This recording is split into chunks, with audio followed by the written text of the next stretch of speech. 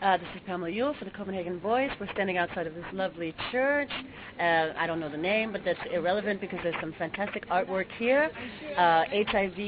Persons with HIV have done some body mapping thing, as you know already from the previous reports. And we're going to flip the camera now to Tony.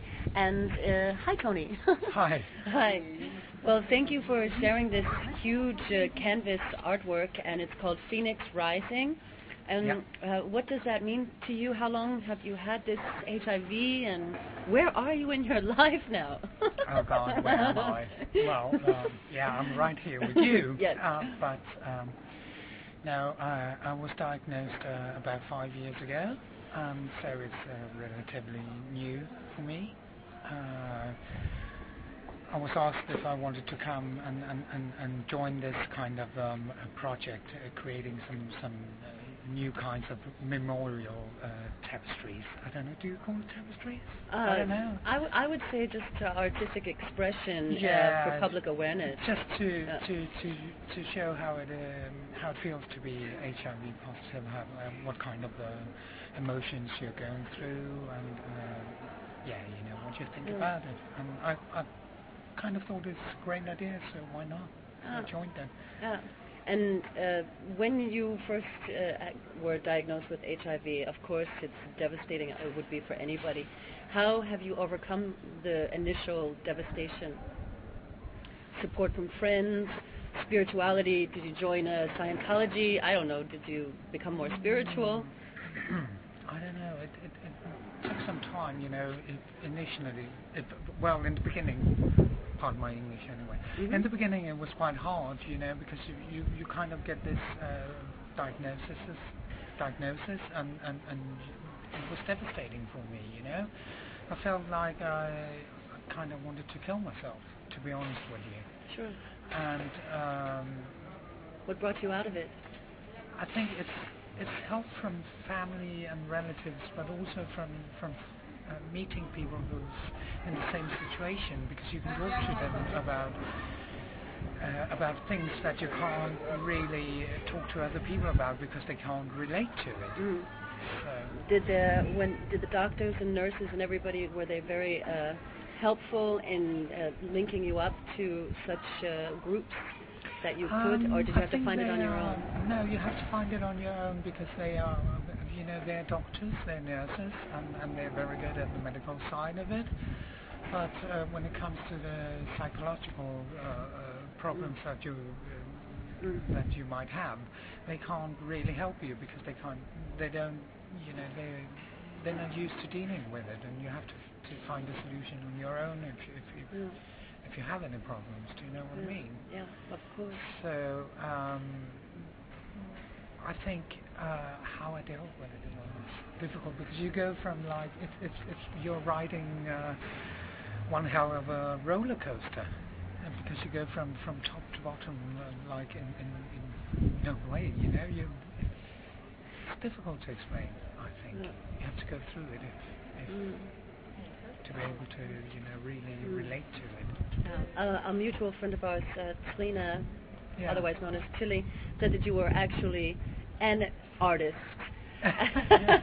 And I was just wondering, and I was wondering, how has this new awareness of your health status, being HIV positive, affected in a positive way your art and the way that you see your creative side and what you would like to express and share? And I think when I kind of use my creativity, I have to work from what's inside me, and of course when you get a serious illness, it affects you really hard. But the way I see it is like you can use that power to create something really strong and something that can move you forward in life, and I'm trying to do that. It's difficult work, but I'm really trying to use that instead of going really dark and deep and down in a in a hole. Then well, I allow myself to go there, but I also allow myself to use that kind of energy in a more positive way. Great. Tony, can you guide me into your I can. artwork? I'm very curious. Phoenix Rising sounds like a movie. Yeah, sort of, what I wanted to try and create was like, I wanted to show that I can be an angel. I can be an angel who brings death and life at the same time. And that's very powerful for me. Yeah. So I tried to create that. I tried to make the So now I'm not going to say too much, just let it speak for itself. So an angel that brings death and life at the same time. How long did it take you to do this? I think we went to Joe's studio for a couple of times, and I don't know, maybe 5 or 6 times during May and June. So it's not a finished work. It's still a project, and it's still in progress. And I wanted to kind of hand it over to inspire somebody else to maybe have a look at it and see if they could use it for something. If it could spark something.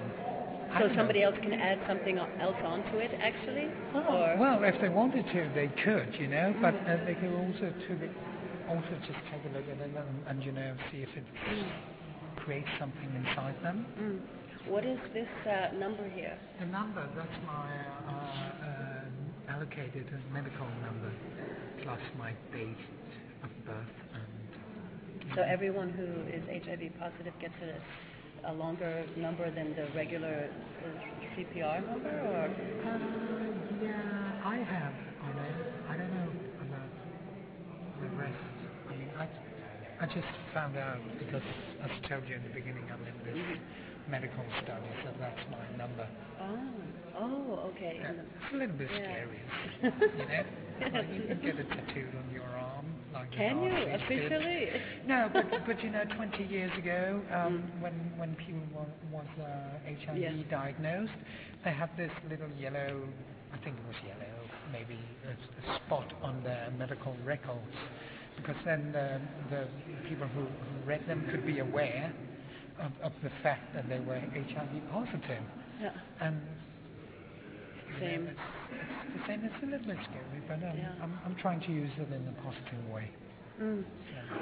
Of all the phrases to use, Phoenix Rising, I am undead, it's very powerful. And what made you choose that?